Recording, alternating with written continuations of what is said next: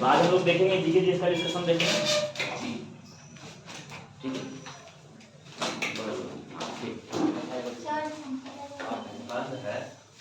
चलिए शांत रहिए। अब देखिएगा पहला जो देखिए सवाल,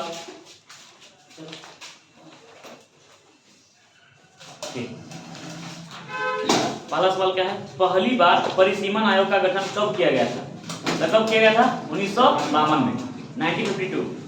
ठीक है, देखिए परिसीमन आयोग का गठन तब किया जाता है जब जनगणना के बाद, ये जनगणना होता है ना, और जनगणना के बाद क्या होता है, लोकसभा और विधानसभा के क्षेत्रों का क्या किया जाता है, निर्धारण किया जाता है, या और इसके निर्धारण के लिए एक आयोग का गठन होता है, उसको बोलते हैं परिसीमन आयोग। ठीक है, इसका सही आंसर क्या होगा? 1952। ठीक है, आगे 2 नंबर देखिएगा, एक निर्वाचित संविधान सभा द्वारा भारत के संविधान का निर्माण करने का प्रस्ताव सर्वप्रथम किया गया था, तो सबसे पहले किया गया था क्रिप्स मिशन के द्वारा 1942 में। 1942 में क्या आया था? Cripps mission. ठीक है, और इसके अनुसार किया गया था कि संविधान सभा तो निर्वाचित संविधान सभा द्वारा क्या किया जाएगा? संविधान का निर्माण किया जाएगा, इसका प्रस्ताव रखा गया था। लेकिन हमारा संविधान, जो हमारी संविधान सभा वो किसके अनुसार बनी थी? Cabinet mission. कैबिनेट मिशन कब आया? 1946, मार्च 1946 में भारत आया, और कहाँ आया था? दिल्ली में। ठीक है, अच्छा इसमें कितने सदस्य थे कैबिनेट मिशन में? 3। कैबिनेट मिशन में 3 सदस्य थे, बताइए तीनों सदस्य का नाम? स्टैफोर्ड क्रिप्स, देखिए याद रखिएगा, अलेक्जेंडर याद रखिएगा। तो क्रिप्स मिशन का जो सदस्य है उसका तीनों का नाम याद हो जाएगा। क्रिप्स मिशन जो था वो कब आया? 1946 में आया, मार्च 1946 में भारत आया, और भारत में कहाँ आया? दिल्ली में आया। ठीक है, दिल्ली में आया। इसमें ये 3 सदस्य था। इसमें आप पहला नाम आप याद रखिएगा अलेक्जेंडर का, आप पहला नाम याद रखिएगा अलेक्जेंडर का। ठीक है, अब अलेक्जेंडर याद रखिएगा, तो अलेक्जेंडर से तो अलेक्जेंडर हो गया, एविल अलेक्जेंडर, ल से लॉरेंस हो जाएगा, पैंथिक लॉरेंस, और क से क्रिप्स हो जाएगा, पहला स्टैफोर्ड क्रिप्स। तो ये तीनों नाम आपको सदस्य का याद हो जाएगा। और इसके जो अध्यक्ष थे, कैबिनेट मिशन के अध्यक्ष कौन थे? Pethick Lawrence. कौन थे? Pethick Lawrence. तो कैबिनेट मिशन आपका हो गया। चलिए इसके बाद अच्छा Simon commission. Simon commission Bharat कब आया था? 1928 में। कब आया? 1928 में। इसका गठन कब हुआ था? 1927 में। 27 में इसका गठन हुआ, 28 में भारत आया। क्यों आया था साइमन कमीशन भारत? क्योंकि इसको 1919 का जो एक्ट था, है ना, 1919 का जो भारतीय एक्ट था, है ना, उसमें वो समीक्षा करना चाह रहा था, उसमें कुछ नए कानून को लाना चाह रहा, संशोधन करना चाहता था, इसलिए उसका एक बार समीक्षा करना चाहता था कि क्या है 1919 का कितना प्रगति किया है, जिसके लिए एक साइमन कमीशन का गठन किया गया था। और इसके तहत क्या हुआ, एक्चुअली इसमें 7 सदस्य था। कितना सदस्य? 7। और इस सदस्य में एक भी सदस्य भारतीय नहीं था, इसलिए इस कमीशन को गोरा कमीशन भी कहा गया, है ना, व्हाइट कमीशन के नाम से कहा गया, और इसका बहिष्कार किया गया। और इसके लिए क्या वाक्य यूज किया था? Simon go back, Simon go back. ठीक है, और इसी समय लाला लाजपत राय को, है ना, जब इसके विरोध में कर रहे थे, तो इसी समय उनके, है ना, लाठी मार दिया गया और सर पर, उनके कारण क्या हो गया? उनकी मृत्यु हो गया। ठीक है, चलिए अच्छा लाला लाजपत राय को क्या बोलते हैं? पंजाब केसरी। ठीक है, आगे बढ़ते हैं। 3 नंबर का निम्नलिखित में से कौन सा राज्य 73वें संविधान संशोधन का भी पालन करने वाला पहला राज्य बन गया? तो कौन था? मध्य प्रदेश। मध्य प्रदेश ने 1973वां संविधान संशोधन कब पारित हुआ था? 1900, है ना, ये अधिनियम था 1992 का, है ना, ये 92 का अधिनियम था। अच्छा इसके लिए कौन सा अनुसूची अपने संविधान में जुड़ा था? कौन सा अनुसूची? 11वां। कौन सा अनुसूची? 11वां। अच्छा ये जो संविधान, ये जो अधिनियम है कब लागू हुआ? 24 अप्रैल 1993 को लागू हुआ। इसलिए 24 अप्रैल को हम लोग क्या मनाते हैं? पंचायत दिवस, है ना, पंचायती राज दिवस मनाते हैं ना 24 अप्रैल को। ठीक है, तो इसी के अवसर पर मनाते हैं। ठीक है, अच्छा 11वीं अनुसूची में मेरा क्या दिया हुआ है ना, ये पंचायती राज के बारे में दिया हुआ है, और 12वीं अनुसूची में क्या दिया हुआ है? नगर पालिका के बारे में। ठीक है, नगर निगम के बारे में। ठीक है, चलिए इसके बाद अब अगला चलते हैं 4 नंबर। किसी राज्य में नगर पालिका का सीमा क्षेत्र अनुसूचित करने के लिए निम्नलिखित में से कौन सक्षम है? तो कौन सक्षम है? संबंधित राज्य का राज्यपाल। इसका सही आंसर क्या होगा? बी नंबर, संबंधित राज्य का राज्यपाल करेगा। अच्छा ये कौन सा, अच्छा नगर पालिका किस भाग में दिया हुआ है? भाग कौन सा भाग? नगर पालिका भाग 9 का क, भाग 9 का क। अच्छा अनुच्छेद ये क्या हो जाएगा? तो लिखिए अनुच्छेद 243 का घ, है ना, अनुच्छेद 243 का घ के तहत संबंधित राज्य का राज्यपाल क्या करेगा? किसी नगर पालिका का सीमा क्षेत्र को अनुसूचित करेगा। ठीक है, अधिसूचित करेगा। हाँ 243 का घ। अगला 5 नंबर देखिए, किसने कहा था कि राष्ट्रपति का राजकीय आपात संविधान के साथ धोखा है? तो ये कहे थे के.एम. नाम्बियार ने। किसने कहा था? के.एम. नाम्बियार ने। ठीक है, इसको ध्यान में रखना है। अगला 6 नंबर, एक ही व्यक्ति को 2 या 2 से अधिक राज्यों का राज्यपाल बनाने संबंधी प्रावधान किस संविधान संशोधन के द्वारा किया गया था? तो ये था 7वां संविधान संशोधन 1956, जिसके तहत 3 है ना राज्य का गठन किया गया। राज्य पुनर्गठन जो अधिनियम है 1956, याद है 1956 राज्य पुनर्गठन अधिनियम, इसी के तहत 7वां संविधान संशोधन हुआ और इसी के तहत क्या कहा गया कि एक राज्य है ना, एक से अधिक राज्यों का राज्यपाल है ना क्या होगा, एक व्यक्ति को बनाया जा सकता है। ठीक है, यही कह रहा है। अच्छा, 21वां संविधान संशोधन, 71वां संविधान संशोधन, देखिए हम आपको पहले ही बताए हुए इसके बारे में। ठीक है, ये ध्यान में रखिएगा। 21वां और 71वां जो संविधान संशोधन किससे संबंधित है पहले ये बताइए? भाषा से। अच्छा, भाषा का संबंध कौन से अनुसूची से है बताइए? 8वीं अनुसूची। 8वीं अनुसूची में कितनी भाषाएं हैं? 22 भाषाएं। कितनी भाषाएं? 22। ठीक है। अच्छा, मूल संविधान में कितनी भाषाएं थी? 14। कितनी थी? 14। ठीक है, तो देखिए पहले किया गया 21वां संविधान संशोधन। 21वां संविधान संशोधन के तहत, अच्छा कब हुआ था? 1967 में। 21वां संविधान संशोधन के तहत सिंधी भाषा को क्या जोड़ा गया? तो ये हो गया 15, 14 प्लस 1 15। इसके बाद 71वां संविधान संशोधन 90 है ना 93 के तरफ है ना, ये क्या हुआ था? ये जो संविधान संशोधन हुआ था इसके तहत 3 भाषाओं को जोड़ा गया था। कितने भाषाओं को? 3। पहला नेपाली, कौन सा? नेपाली, फिर कोंकणी और फिर मणिपुरी। कौन सा? मणिपुरी। नेपाली, कोंकणी और मणिपुरी, ये 3 भाषाओं को जोड़ा गया। इसके बाद अब इसको जोड़ दीजिए, 21 और 71 कितना हो जाएगा? 92। तो 92वां जो संविधान संशोधन हुआ 2003 में, इसके तहत क्या किया गया? 4 भाषाओं को फिर से क्या किया गया? अनुसूची में जोड़ा गया, यानी 8वीं अनुसूची में जोड़ा गया। कौन कौन था? तो सबसे पहले तो अपना बिहार से चलते हैं, तो बिहार की भाषा कौन होगी? मैथिली, और बगल में झारखंड तो संथाली। उसके बाद जम्मू कश्मीर चलते हैं तो डोगरी, और फिर असम जाइएगा तो बोडो। तो कौन सा हो जाएगा? मैथिली, संथाली, डोगरी और बोडो। ये 4 जो भाषाएं कब जोड़ा गया? 92वां संविधान संशोधन। इसके बाद क्या हो गया? संविधान में कितनी भाषाएं होंगी अनुसूची 8वीं अनुसूची में? 22। याद रहेगा? चलिए आगे बढ़ते हैं। इसके बाद 7वां नंबर, केंद्रीय सतर्कता आयोग का गठन किस समिति के अनुशंसा पर हुआ? तो ये रिपीट क्वेश्चन है, 2 दिन पहले हम आपको बताए थे इसमें। ठीक है, ये हुआ था संथानम समिति के सिफारिश पर, और ये इसका गठन जो हुआ था 1964 में हुआ था। लिख लीजिए, इस समिति का गठन कब हुआ था, है ना, इस आयोग का गठन कब हुआ था? 1964 में। अच्छा, ये केंद्रीय सतर्कता आयोग क्या है? केंद्र सरकार के स्तर पर या फिर जो लोक सेवा है ना, लोक सेवा जो सदस्य होते हैं उसमें क्या भ्रष्टाचार को कम करता है, यानी ये जो आयोग है किस पर कंट्रोल करता है? भ्रष्टाचार पर। तो लिखिए, भ्रष्टाचार के नियंत्रण पर है ना, को नियंत्रित करता है। ठीक है, चलिए, करप्शन को बताता है कि कहाँ करप्शन हुआ है। ठीक है, क्या बोल रहे हैं? ये अलग है। आगे 8 नंबर देखो, भारतीय संविधान के निम्न में से किस अनुच्छेद में अंतर्राज्यीय परिषद के गठन का बात है? तो 263 है ना, अंतर्राज्यीय। देखो अंतर्राज्यीय परिषद आ रहा है, तो ये क्या हो जाएगा? 263। और जब जल विवाद आएगा तो 62, विवाद आएगा तो 62 है ना। अंतर्राज्यीय जल विवाद का बात करेगा तो 62। देखो अनुच्छेद 262 है ना, अंतर्राज्यीय जल विवाद का बात करेगा तो 262, और अंतर्राज्यीय परिषद का बात करेगा तो 63। क्लियर? चलो आगे बढ़ते हैं। 9 नंबर में क्या कह रहा है? शिल्प वेद निम्न में से किस वेद का उपवेद है? तो बताइए, शिल्प वेद किस वेद का उपवेद है? अथर्ववेद। किसका? अथर्ववेद। अच्छा, बाद का वेद? सबसे पुराना वेद? ऋग्वेद। हाँ, वेद त्रय में कौन सा वेद शामिल नहीं होगा? अथर्ववेद। कौन सा? अथर्ववेद। चलिए, अच्छा, ऋग्वेद का कौन सा वेद उपवेद है बताइए? आयुर्वेद। कौन सा? आयुर्वेद। अच्छा, सामवेद का कौन सा उपवेद है? गंधर्ववेद। और एक कौन रह गया? यजुर्वेद। बताइए, यजुर्वेद का कौन सा उपवेद है? कौन सा? धनुर्वेद। बहुत बढ़िया। चलिए आगे बढ़ते हैं। 10 नंबर देखिएगा। अब देखिए, दिया हुआ वंश और उसका संस्थापक दिया, तो इसको मिला। चौहान वंश का वासुदेव, सही है। परमार वंश का उपेंद्र, ये भी ठीक है। सोलंकी वंश का तो ये पृथ्वीराज नहीं होगा, इसका क्या हो जाएगा? भीम प्रथम, या इसी को मूल राज प्रथम भी बोलते हैं। ठीक है, इसको भीम प्रथम या मूल राज प्रथम कहते हैं। इसकी राजधानी कहाँ थी? अनिलवाड़। ये गुजरात का शासक है। ठीक है, गुजरात का। ठीक है, और इसने किसको हराया था? महमूद गजनवी को, है ना। महमूद गजनवी के साथ इसका लड़ाई हुआ था। ठीक है, महमूद गजनवी के साथ भीम प्रथम का लड़ाई हुआ था, और मोहम्मद गोरी का भीम द्वितीय के साथ लड़ाई हुआ था, जिसमें मोहम्मद गोरी को इसने पराजित किया था भीम द्वितीय ने। ठीक है, याद रखिएगा।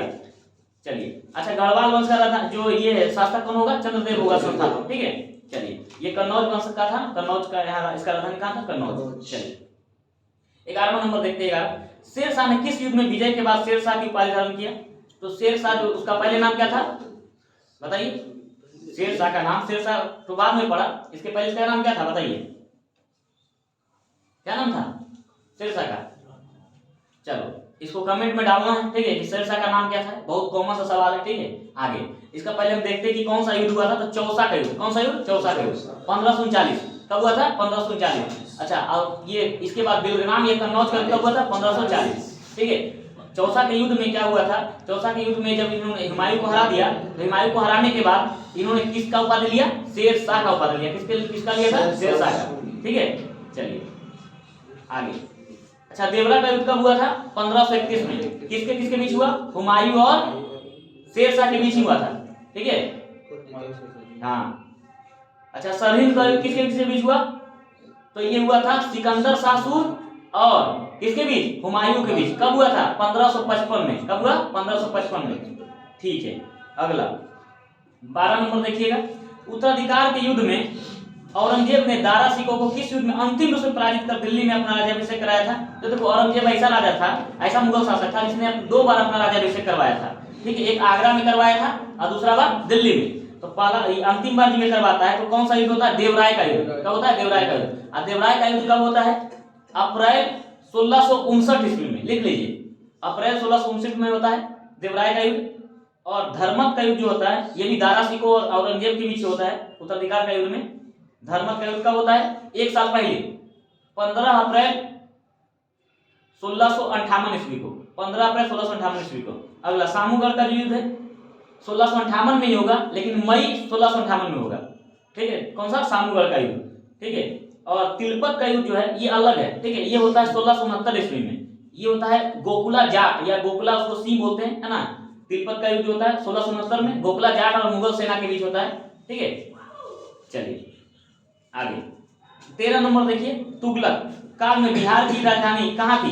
तो बिहार शरीफ, ठीक है। हाँ, बिहार पर तुगलक वंश में, है ना, गयासुद्दीन तुगलक ने पहली बार आक्रमण किया था 1324 में, जब वो बंगाल से लौट रहा था, बंगाल और बिहार से लौट रहा था, उसी समय इसने आक्रमण किया, ठीक है। तो ये हो जाएगा क्या इसका आंसर? बिहार शरीफ। अच्छा, बिहार में चंपारण कृषि कानून किस वर्ष पारित हुआ था?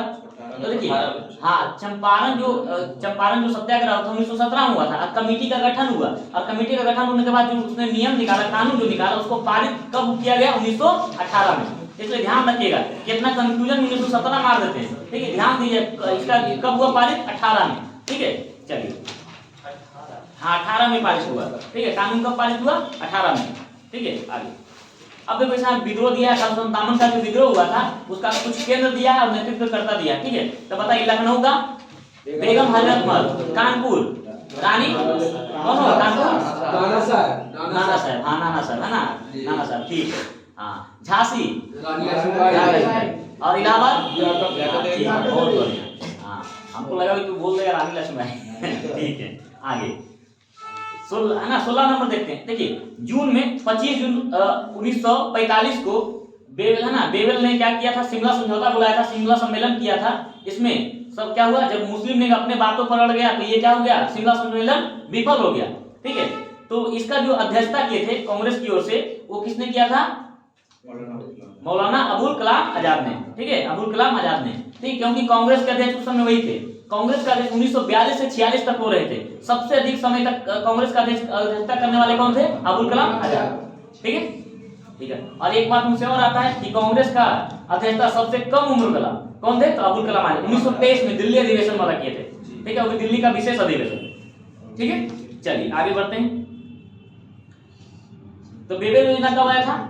बेवेल योजना लिखिए 14 जून 1945 को। उसी पर, है ना, उसी प्लान पर सबका सहमति चाहता था, सब दलीय बैठक, ठीक है। 14 जून 1945 को हुआ था, बेवेल योजना लाया गया था। और 25 जून 1945 को शिमला सम्मेलन बुलाया गया, ठीक है।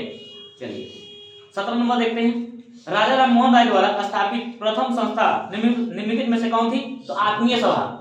कौन थी? आत्मीय सभा। इसका गठन कब हुआ था? 1815, ठीक है।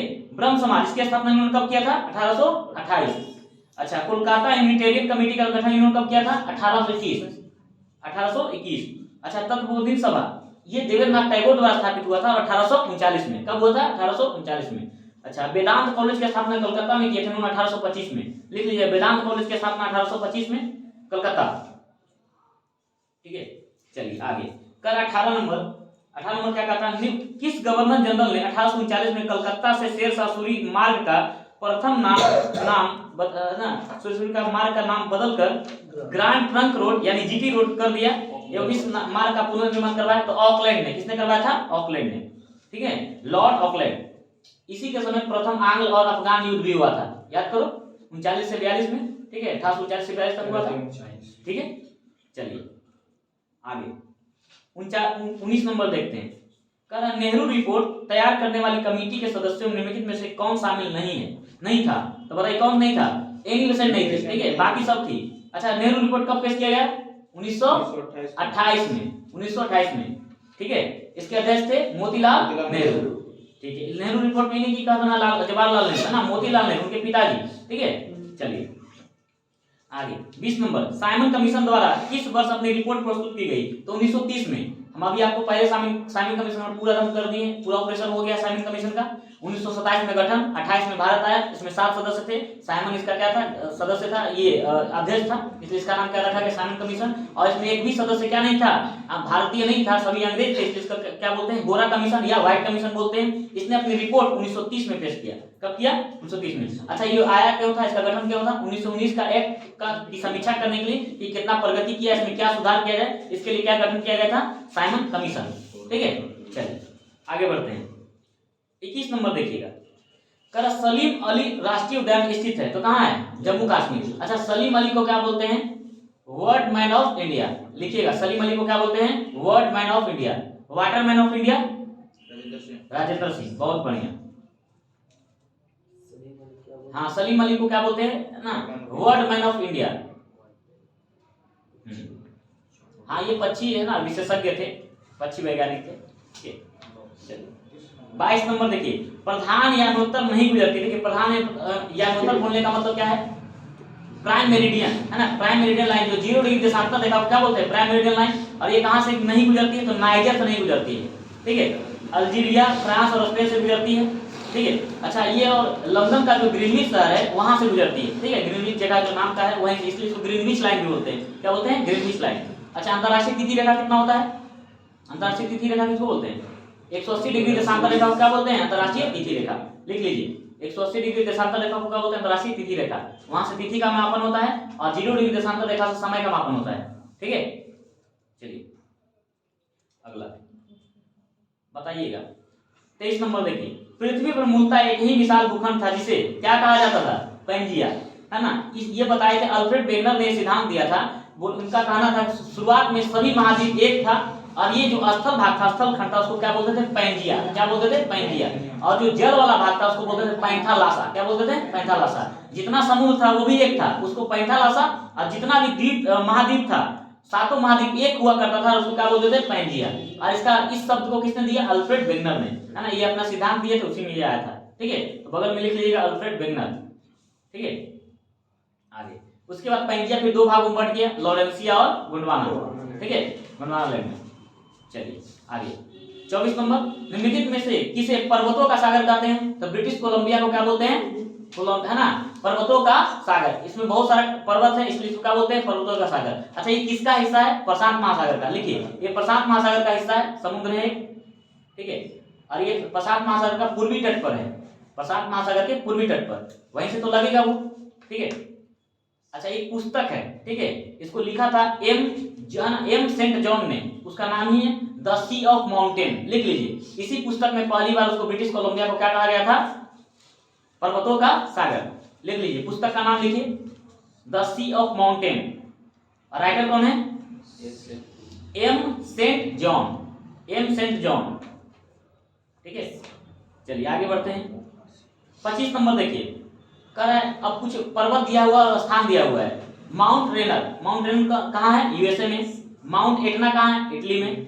माउंट पेरीपुटिन जो है ये फिलीपींस में नहीं है, कहाँ है? मैक्सिको में। कहाँ है? मैक्सिको में।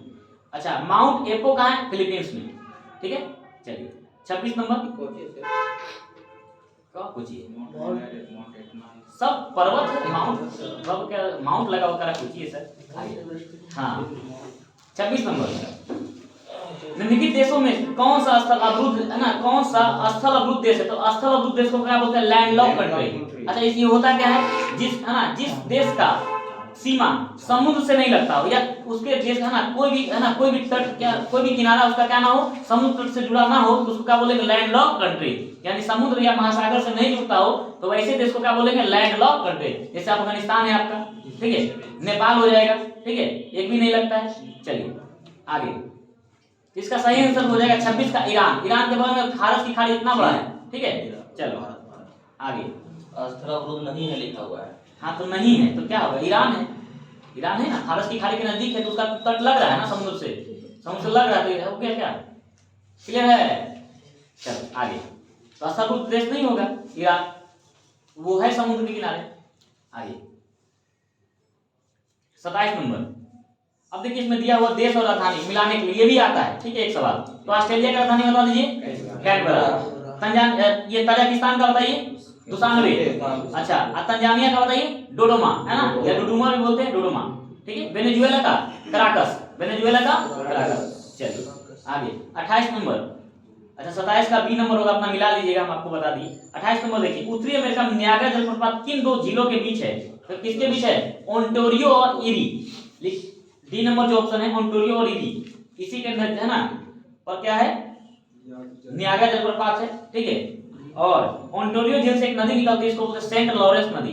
लिख लीजिए, ओंटारियो झील से कौन सी नदी निकलती है? सेंट लॉरेंस नदी। अच्छा, यूएसए और कनाडा के बीच 5 नदी है ना, 5 झील है, इसको 5 फिंगर्स भी बोलते हैं, ठीक है, 5 फिंगर्स भी बोलते हैं। इसमें से एक ऐसा झील है जो है ना दोनों की सीमा पर नहीं है, वो कौन सा झील है? जो केवल यूएसए में है, तो उसका नाम है मिशिगन झील। कौन सा है? मिशिगन झील। केवल कहाँ है? यूएसए में, ठीक है। बहुत बार सवाल पूछा है कि है ना, ये जो 5 झील है यूएसए और ये कनाडा के सीमा पर, उसमें से एक झील जो है पूर्ण रूप से यूएसए में है, तो कौन सा है? मिशिगन, ठीक है। चलिए बाकी देखिए सबका नाम यहाँ दिया हुआ भी, सुपीरियर झील, मिशिगन झील, ह्यूरॉन झील, ओंटारियो झील, इरी झील, पांचों का नाम दिया हुआ है, ठीक है। 5 झील जो है, 5 लेक्स। आगे 29 नंबर देखिए, निम्नलिखित में कौन सा अपने प्रभाव में सर्वाधिक मुद्रास्फीति के कारण हो सकता है? देखो मुद्रास्फीति क्या होता है पता है? मुद्रास्फीति का मतलब क्या है? महंगाई बढ़ना। महंगाई कब बढ़ता है? पैसा सबके पास है, सामान कम है, पैसा सामान कम हो गया, पैसा ज्यादा है, तो कोई भी कितनों दाम पर खरीदना चाहेगा। तो जब सरकार क्या करेगी, अपने बजट घाटा को पूरा करने के लिए नई नई मुद्रा जारी कर देगी। जब लगेगा कि अब घाटा हो रहा है तो क्या करेगी? करेंसी छाप देगी, तो पैसा तो आ जाएगा, पैसा तो आ जाएगा उसके पास बहुत ज्यादा। उसके बाद क्या होगा? पैसा सबके पास पहुंच जाएगा, बाजार में आ जाएगा, पैसा सबके पास ढेर ढेर हो जाएगा, तो क्या करेगा? लोग मुंह मांगा दाम पर खरीदना शुरू होगा, तो बाजार कीमत बढ़ जाएगा कि नहीं बढ़ जाएगा? इसलिए मुद्रास्फीति का पहले कारण क्या है ना? पैसे की अधिकता होना, बाजार में पैसे की अधिकता होना ही क्या है? मुद्रास्फीति है, ठीक है। चलिए तो इसका सही आंसर क्या होगा? डी नंबर, 29 का डी नंबर। अब करा 30 नंबर देखिएगा, जब भारतीय रिजर्व बैंक नकदी रिजर्व अनुपात, देखो नकदी रिजर्व अनुपात क्या होता है? इसको बोलते हैं कैश रिजर्व रेशियो, CRR। क्या बोलते हैं? CRR, कैश रिजर्व रेशियो, ठीक है। इसको कैश में रखना पड़ता है बैंक को, एक अनुपात है, उसके अनुसार उतना पैसा क्या रखना पड़ता है? कैश में रखना पड़ता है, किसको? बैंक को, ठीक है। आगे बैंक को रखना पड़ता है उतना पैसा कि उतना से आप उसको क्या कीजिएगा? उस पैसा को आप खर्च नहीं कीजिएगा, वो अपना आपात स्थिति में आपको प्रयोग करने के लिए, ठीक है। हाँ, वो आप उसको कर्ज नहीं दे सकते हैं, ठीक है। इसको अब देखो क्या करता है, तो इसका तात्पर्य क्या है? ए नंबर दिखा रहा है, वाणिज्य बैंकों के पास उधार देने के लिए कम मुद्रा होगी। कर रहा है यदि कैश रिजर्व रेशियो में वृद्धि कर देगा तो उसके पास क्या होगा? उधार देने के लिए क्या होगा? कम रह जाएगा, कम मुद्रा होगा। इसका सही आंसर क्या होगा? ए नंबर, ठीक है। जैसे देखो मान लिया जाए, ऐसे सोचो बैंक के पास आ रहा है 1000 रुपया डेली आ रहा है, ठीक है। और अभी यदि CRR रखे हुए 100 रुपया, कितना रखा है? 100 रुपया, तो 900 रुपया उधार दे सकता है कि नहीं बैंक? और जब CRR में वृद्धि कर देगा, अब कर देगा कि नहीं 200 रुपया तुमको रखना है, तो 200 मतलब 800 रुपया कर्जा दे पाएगा। इससे क्या होगा? कर्ज में वृद्धि की कर में कमी होगा, ठीक है। तो ये क्या हो जाएगा? ए नंबर, वाणिज्य बैंकों के पास उधार देने के लिए मुद्रा कम होगा, ठीक है। CRR फॉर्मूला क्या? CR इसका फुल फॉर्म होता है CR, कैश रिजर्व रेशियो, ठीक है। उसी को हिंदी में लिखा हुआ है, ठीक है। आगे 31 नंबर, मौद्रिक नीति। देखो मौद्रिक नीति जो होता है राजकोषीय नीति का पूरक होता है। देखो मौद्रिक नीति RBI बनाती है और राजकोषीय नीति सरकार बनाती है, ठीक है। सरकार और वो है ना RBI दोनों मिलकर क्या करता है? पैसे का नियंत्रण, कंट्रोल करता है, मुद्रा का, ठीक है। महंगाई को नियंत्रण करने का प्रयास करता है। 32 नंबर देखिए, निम्नलिखित में से कौन सी स्कीम ग्रामीण बैंक है ना विकास के लिए नहीं है? इसका सही आंसर होगा बी नंबर है ना क्राई। इसका सही ये इसका फुल फॉर्म क्या हो जाएगा? Children rights and you. लिखिए चिल्ड्रन राइट्स एंड यू। ये एक प्रकार एक एनजीओ का नाम है, ठीक, एनजीओ है, ठीक है, नॉन गवर्नमेंट ऑर्गेनाइजेशन। हाँ, चिल्ड्रंस राइट्स एंड यू, ये बाल अधिकार से संबंधित एक एनजीओ है, ठीक है, ठीक है। अब बाकी सब हो जाएगा, ठीक है। आगे 33 नंबर देखिए, भारत सरकार का कौन सा मंत्रालय भारत की विदेश व्यापार नीति से संबंधित है? बताइए। वाणिज्य एवं उद्योग मंत्रालय। 34 नंबर देखिए, वर्ल्ड इकोनॉमिक आउटलुक इंडेक्स कौन जारी करता है? आईएमएफ। कौन जारी करता है? आईएमएफ। अच्छा, आईएमएफ और वर्ल्ड बैंक का मुख्यालय कहाँ है? Washington DC. बहुत बढ़िया। अच्छा, डब्ल्यूटीओ का मुख्यालय? जिनेवा। बहुत बढ़िया। आगे 35 नंबर देखिए, भारत जेंडर बजटिंग कब शुरू किया गया? बताइए। 2005-6। अच्छा, बजट है ना, जेंडर बजट क्या होता है? इसमें क्या है कि अब क्या होगा, महिला सशक्तिकरण के लिए बजट में अलग से महिलाओं के लिए अलग से क्या होगा, योजना लागू होगा, और उसके साथ साथ शिशु का है ना, महिला और शिशु दोनों का क्या होगा, अलग से राशि आवंटित की जाएगी बजट में। इसे ही क्या बोलते हैं? बजटिंग, है ना, जेंडर बजट। क्या बोलते हैं? जेंडर बजट, ठीक है। चलो, ये जेंडर को है ना समानता, है ना, समानता लाने के लिए किया जाता है, ठीक है। चलो अगला 36 नंबर देखिए, करा किस राज्य सरकार द्वारा गीता कार्मिक बीमा योजना शुरू किया गया है? तेलंगाना। पता है ये कौन सी योजना है? हाँ, ये ताड़ी जो निकालता है ना, कार्मिक जो ताड़ी निकालने वाला होता है, उसको 5 लाख रुपया का बीमा करवाती है तेलंगाना सरकार। हाँ, गिरेगा चाहे जो भी होगा, मतलब है ना, ये आपको लॉस होता है, ठीक है, क्योंकि एक सीजन में चलता है ना, नॉर्मल एक सीजन चलता है, लेकिन तेलंगाना में उनको लगता है सालों भर चलता होगा, गर्मी तो नॉर्मल है, गर्मी रहता है ना। अच्छा, आगे 37 नंबर देखिए, कह रहा विश्व आर्थिक स्वतंत्रता सूचकांक 2023 में भारत का स्थान कौन सा है? 131वां। किसमें है? 131वां स्थान है। पहला सिंगापुर का, अंतिम हो जाएगा नॉर्थ कोरिया का, ठीक है। चलिए 38 नंबर देखिए, कह रहा राष्ट्रीय पिछड़ा वर्ग आयोग के अध्यक्ष कौन थे? कौन है? कवि हंसराज गंगाराम अहीर हैं। कौन है? हंसराज गंगाराम अहीर, ठीक है। अच्छा, राष्ट्रीय पिछड़ा आयोग का स्थापना कब हुआ था? 1993 में। लिखिए 1993 में इसका स्थापना हुआ था। राष्ट्रीय पिछड़ा आयोग का गठन कब किया गया था? राष्ट्रीय पिछड़ा वर्ग आयोग का गठन कब हुआ था? 1993 में, है ना। अच्छा, लिख लीजिए 102वां संविधान संशोधन के तहत इसको संवैधानिक दर्जा दिया गया। लिखिए 102वां संविधान संशोधन के तहत इसको संवैधानिक दर्जा दिया गया, ठीक है। अगला 39 नंबर देखिए, राष्ट्रीय डॉल्फिन दिवस कब मनाया जाता है? तो 5 अक्टूबर। कब मनाया जाता है? 5 अक्टूबर, ठीक है। आगे 40 नंबर देखिए, हाल ही में किस चक्रवात या तूफान ने म्यांमार बांग्लादेश के तट पर कहर बरपाया है? तो कौन सा हो जाएगा? मोचा। कौन सा? मोचा, ठीक है। ये आया था बंगाल की खाड़ी में, ठीक है। अच्छा, विपद जो है कहाँ आया था? गुजरात। ये अरब की खाड़ी में, अरब सागर में आया था ना, अरब सागर के पास आया था, ठीक है।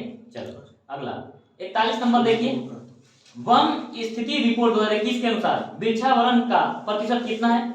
मतलब वृक्ष है ना, वृक्ष कितना है भारत में? तो 2.91%। कितना है? 2.91%, ठीक है। 42 नंबर देखिएगा, हाल ही में पद्म विभूषण सम्मान से सम्मानित एस.एम. कृष्णा का संबंध किस क्षेत्र से है? लोक कार्य, ठीक है, जनता का सेवा, लोक कार्य। हाँ, आगे 43 नंबर देखिए, दीप ग्रेस इक्का का संबंध किस खेल से है? हॉकी से। किससे है? हॉकी से। आगे 44 number, the elephant whispers documentary के निर्देशक कौन है? कार्तिकी गोजविल्स, है ना, गोलविल, है ना, कार्तिकी गोजविल्स, ठीक है। इसको है ना 95वां जो ऑस्कर अवार्ड है उसमें बेस्ट डॉक्यूमेंट्री का अवार्ड दिया गया है, ठीक है, शॉर्ट फिल्म, ठीक है।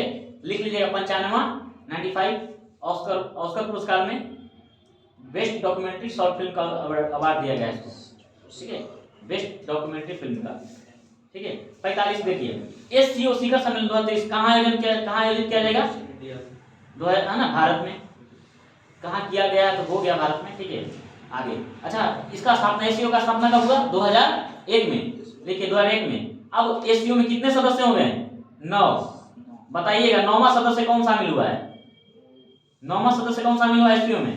तो चलिए कमेंट में बताइएगा कि एससीओ में कौन 9वां सदस्य शामिल हुआ है। हाल ही का करंट अफेयर 2-4 महीना का बात है ना। चलिए अगला, अच्छा, भारत को कब शामिल किया गया है? भारत कब शामिल हुआ एससीओ में? और भारत और पाकिस्तान दोनों एक साथ शामिल हुआ है, याद कीजिए।